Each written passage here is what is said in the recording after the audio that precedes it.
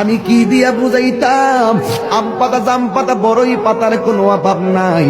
কোনো পাতা দিয়া বড়ই, কোনো পাতা দিয়া গরম জল করে না। বড়ই পাতার পানি দিয়া কেন গরম জলটা করে? আম পাতা কি দোষ করলো? জাম পাতা কি দোষ করলো? বড়ই পাতা দিয়া কেন গরম জল করা হয়? এই কথা যে কোনো মৌলবি কয় না। লাল কাপড়, নীল কাপড়, হলুদ কাপড়, কত কাপড় দেখলাম। কবরের কাপড়টা কেন ভাইজান সাদা? এই সাদা দিয়া কেন দাফন করা হয়? এই কথা দিয়ে পৃথিবীর কোন মৌলবি কয় না রে। এ আমার যুবক,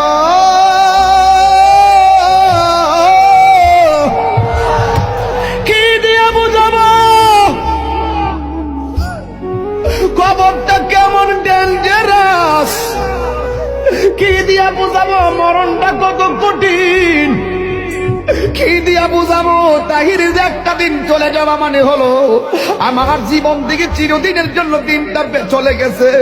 কোটি টাকা দিয়েও এই ঘন্টার সময়টা আনতে পারতাম না। এখন আমি শ্বাস ফালাইতাছি, একটা টাকা বিল দেওয়া লাগে না। নদীর পারে হাওয়া খাই, বিল দেওয়া লাগে না। পল্লী বিদ্যুতের ফ্যান বাতাস খাইলে বিল দেওয়া লাগে। আইসিইউতে ভিক্ষা গেলে দিনে 50,000 টাকা গোনা লাগে। আমার আল্লাহ যে কত নিয়ামতের বাতাস আমরারে ঢুকাইতেছে, বাইরে কইরাইতেছে, একটা টাকা বিল নেই না। আল্লাহ কয় বিল লাগতো না, শুধুমাত্র তোরা 5 বার আইসা কপালটার মাটির মধ্যে লাগাইয়া দিবি। সুবহান রাব্বিয়াল আলা বলবি।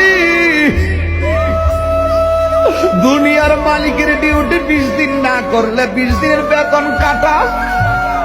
আর আমার আল্লাহ করে হাজিরা দিছে দৈনিক 5 বার। 1 মাসও হাজিরা দেও না, 2 মাসও দেও না, মাঝে মাঝে সিটারি হাজিরা দাও। কিন্তু আমার আল্লাহ ইচ্ছা করলে তোমার গলার মধ্যে কাটা লাগাইয়াও আমার আল্লাহ রিজিকটারে বন্ধ করে দিতে পারে। এরপরও আমার আল্লাহ রিজিক বন্ধ করো না কেন জানো নি? কারণ হলো আমার আল্লাহ কয় আমি আল্লাহ করে মায়া কইরা বানাইছি।